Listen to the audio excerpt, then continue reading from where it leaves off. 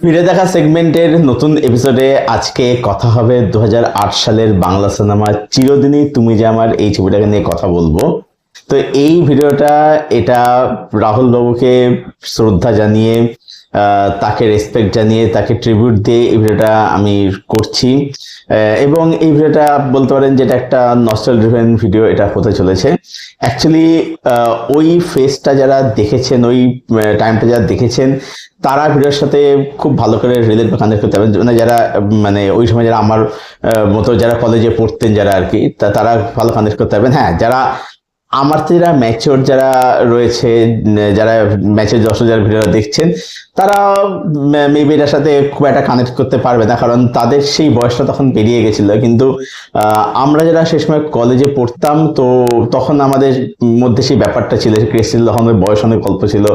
এখনো মনে আছে তখন আমরা সেই সঙ্গীত বাংলা, ধুম মিউজিক এসব চ্যানেলে আমরা তখন ওই সব গানগুলো শুনতাম। ঝিরি ঝিরি স্বপ্ন ঝরে, উলাল্লা ঘুমেসুরিয়া, তারপরে হচ্ছে পিয়ারে, এরকম বহু বহু গান তখন বেরোতো। এছাড়া তো দেবদা জিদ্দা তো ছিলেন আর কি।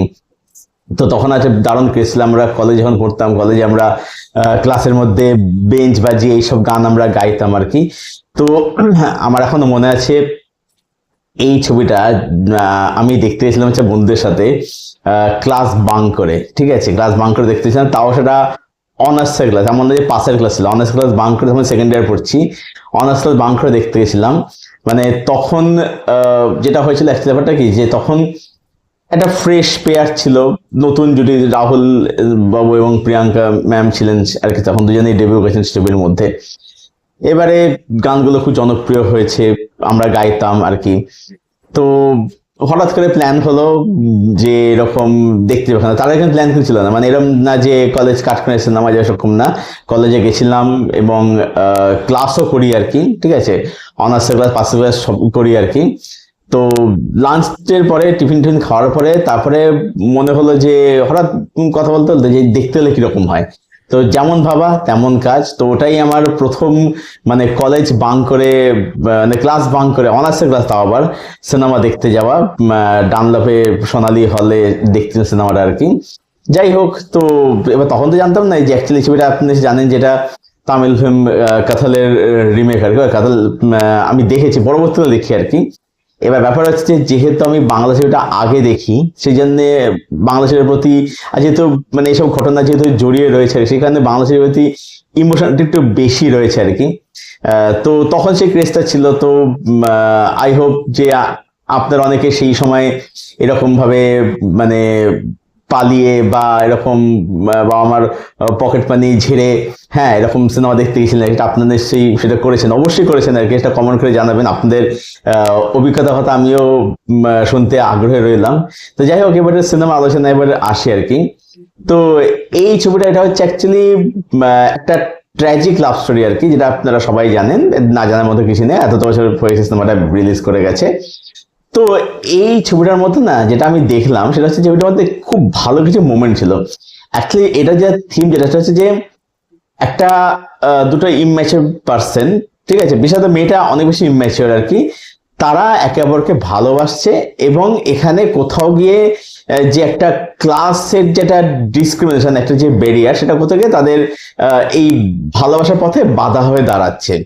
এবং সে ভালোবাসা আলটিমেটলি পরিণতি পাচ্ছে না, এবং ছেলেটি লাস্টে গিয়ে পুরোপুরি পাগল হয়ে যাচ্ছে, তার কোনো স্মৃতি আর থাকছে না আর কি। কিন্তু দেখা যাচ্ছে লাস্টে দেখা যায় মেয়েটা কিন্তু ছেলেটাকে কিন্তু ভুলতে হয়নি, মেয়েটা ছেলেটাকে তখনও কিন্তু ভালোবাসে আর কি। এটাই ছবিটার মেয়ে নিয়ে আর কি। এবং এখানে এটা দেখা যাচ্ছে অ্যাকচুয়ালি যে এই যে একটা কাপল যারা যারা জীবন সময় ছেলেটা মানে স্ট্রাগল করে বড় হচ্ছে যাচ্ছে আর কি, তার ছোট থেকে স্ট্রাগল রয়েছে। কিন্তু যে মেয়েটা খুব বড় লোকের একটা মেয়ে, তার বাবা হচ্ছে ডন, বাবা কাকা তার বাসায় ডন, মানে গুন্ডা যেটা বলতে চান আর কি। তো মেয়েটার বাইরের জগৎ সম্পর্কে, বাস্তব সম্পর্কে কোনো ধারণা নেই।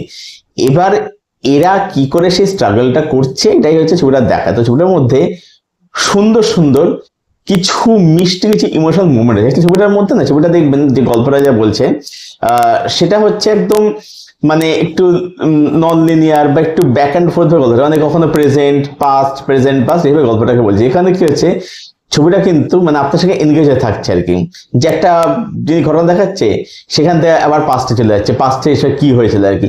তো এরকম করে করে মানে কিভাবে মেয়েটা পালিয়ে আসে, মানে প্রথমে দেখাচ্ছে যে ওরা পালিয়েই যাচ্ছে, ওখানে গল্পটা শুরু হচ্ছে। এবার কিভাবে তাদের প্রেমটা হয়েছিল, তারপরে হচ্ছে যে সেখান থেকে তাদের মানে ওই যে পালিয়ে যাওয়া, এইগুলো মানে দেখাচ্ছে, একটা জার্নি আর কি দেখাচ্ছে আর কি, যে ওরা বাসে আছে ওটা একটা জার্নি, অ্যাকচুয়ালি এটা জার্নির এখানে গল্পটা দেখাচ্ছে এখানে আর কি, কিন্তু জার্নির শেষ দিকে সফল হচ্ছে না এটাই। এবং এই ছবিটা দেখবেন যে এন্ডিংটা যেটা খুবই হার্ড রিং আর কি, যেখানে রাহুল লাস্টে পাগল হয়ে যায় এবং প্রিয়াঙ্কা ওকে মানে স্মৃতি ফেরানোর চেষ্টা করে, কিন্তু সেটা করতে হয়, ছবিটা এই জায়গায় এন্ড হয় আর কি। এবং দেখবেন একটা ছবিটার মধ্যে কিন্তু তেরে নাম কিন্তু হোমাস কিন্তু দেওয়া হয়েছে, দেখবেন একটা জায়গায় ওটা দেখবেন তেরে নাম সমাতে দেখে। হ্যাঁ, এবার তেরে নামের ক্লাইম্যাক্স সত্যি নেওয়া যায় না, যেটা আমি তেরে নামের ভিডিও করতে বলেছিলাম যে তেরে নামের ক্লাইম্যাক্সে তুমি কেঁদে ফেলে আমার চোখ দিয়ে জল এসে গেছিল। হ্যাঁ, অবশ্যই তেরে নামে সেখানে সালমানের পারফরমেন্স সেখানে মানে দারুণ ছিল, ব্রিলিয়ান্ট সালমান সেখানে করেছিল আর কি। তো ওটা কষ্টটা সত্যি নেওয়া যায় না, এটাও ঠিক সেরকমই আর কি। তো মানে ক্লাইম্যাক্স দেখেন আপনি থিমেটিক্যালি কিন্তু এখানে বলবো যে সেমই আর কি, ঠিক আছে। তো ছবিটা মেন হচ্ছে কি দাঁড়িয়েছে কিন্তু বেশ কিছু সুন্দর সুন্দর মোমেন্টের উপর, এবং বিশাল ছবির ক্লাইম্যাক্স ইমোশনাল জন্য ছবিটা খুব ভালো আঁকে। এবং এটা কিন্তু পুরোপুরি যে একদম কমার্শিয়াল তা কিন্তু বলা যায় না, ঠিক আছে।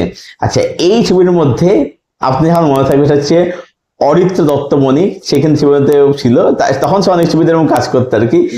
এবং একটা যেটা মজা দেয় এখানে অরিত্র দত্তমণি একটা বলতে খুব ভালো কমেডি করেছিল আর কি। তার এই একটা সিন ফেমাস হতো সেই সময়, যে চ্যালেঞ্জও ছিল যে প্যান্ট খুলে পড়ে যেত, এইটা খুব ফেমাস হয়েছিল, চ্যালেঞ্জে আরো বেশি পপুলার হয়েছিল।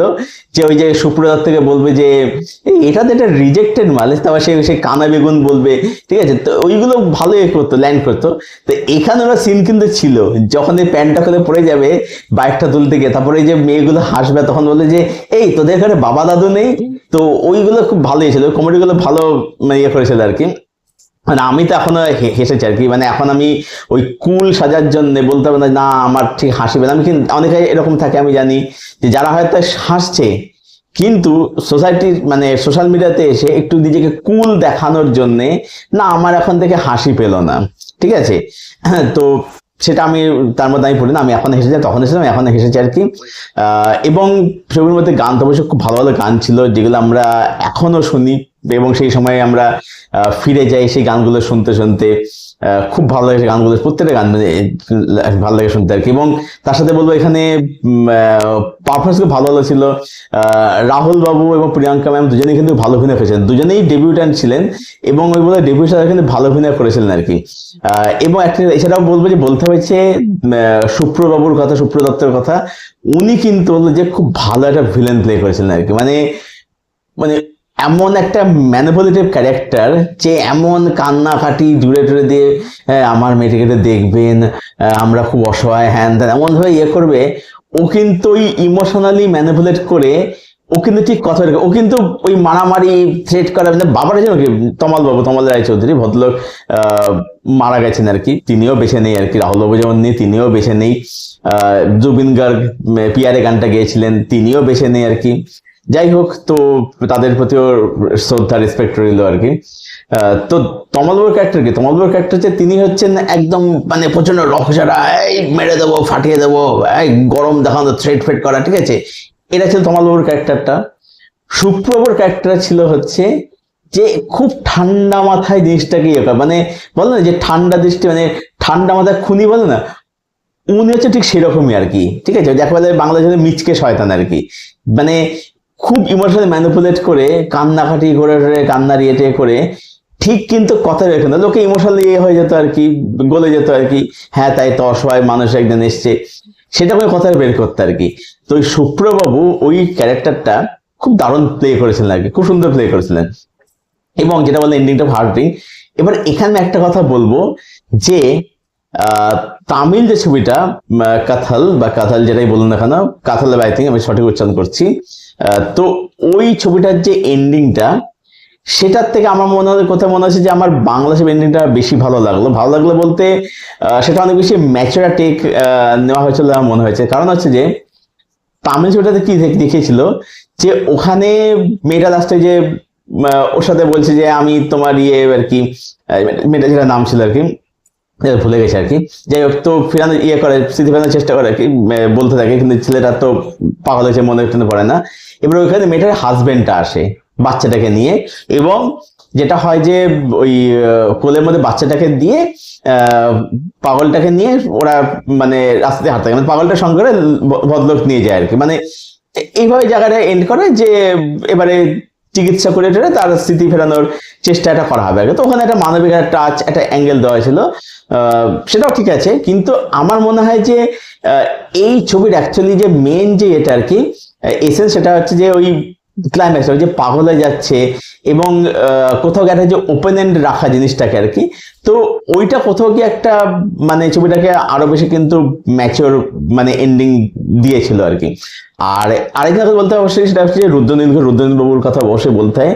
আলী চরিত্রে সেও কিন্তু খুব ভালো অভিনয় করেছিল, এবং এখানে হচ্ছে যে গীতা দে বহু পুরোনো যে ভেটেরান অ্যাক্ট্রেস আর কি, উনিও বেছে নেই আর কি, তিনিও মারা গেছে, তাকেও শ্রদ্ধা রেসপেক্ট রইল। তো গীতা দে এই ছবিতে অভিনয় করছিলেন, এবং মোস্টলি এটা ওনার শেষ ছবি ছিল আর কি। যাই হোক, তো এটাই বলবো সব মিলিয়ে যে তুমি যে আমার এটা আমাদের যে আমার কাছে এটা একটা ইমোশন আর কি, এই ছবিটা আর কি, ঠিক আছে। এটা মানে ওই ভালো ছবি না খারাপ ছবি না হ্যান ত্যান, হ্যাঁ আমার অ্যাকচুয়ালি বলতে পারি যে যেটা আমার এখানে একটু লাগে সেটা হচ্ছে যে আমার মানে মেসের যে সিনগুলো আর কি, ওইগুলো আমার অতটা ভালো লাগে না, ওখানে আমার কমেডির জন্য অতটা ওয়ার্ক করে না, মানে তখনও করে না এবং সেটা এখনো করে নাকি। ওই জায়গায় যেমন ছবিটা যে ইমোশন, যে ওই যে লাভ ট্র্যাকের ব্যাপারটা যেটা, সেটা কোথাও একটু যেন তালটা কেটে যায়, এটা আমার নেগেটিভ বলে মনে হয়। তবে ঠিক আছে, সেটা মানে দেখুন ব্যাপার হচ্ছে ওই ধরনের কমেডি এটা সাউথ ইন্ডিয়ান ছবিতে, তামিল ছবিতে চলে, কিন্তু সেটা বাংলা ছবির ক্ষেত্রে এটা কিন্তু যায় না। তো এইটা আমার মনে হয়েছে নেগেটিভ বলতে গেলে। বাদ বাকি বলবো যে যেটা আমি বললাম, যেটা ভালো খারাপ, এটা আমাদের হচ্ছে ইমোশন আর কি, ইমোশন নস্টালজিয়া, এর সাথে অনেক ঘটনা ইমোশন জড়িয়ে রয়েছে। তো আপনারাও কমেন্টে জানাবেন যে এই ছবিকে ঘিরে আপনাদের কিরকম স্মৃতি জড়িয়ে আছে, সেটাও জানার অপেক্ষায় রইলাম। এবং অবশ্যই আপনার সাথে কমেন্টে আলোচনা আড্ডা দিতে আমিও অধীর আগ্রহে অপেক্ষা করে রইলাম। আর এই ভিডিওটাই পুরো আলোচনাটা যদি আপনাদের ভালো লেগে থাকে, ভিডিওটাকে অবশ্যই লাইক করবেন, শেয়ার করবেন, চ্যানেলটাকে অবশ্যই সাবস্ক্রাইব করবেন। তো চলুন ভিডিও এখানেই শেষ করছি, দেখা হচ্ছে আপনাদের সঙ্গে পরের ভিডিওতে। Till then, stay best, keep watching good content.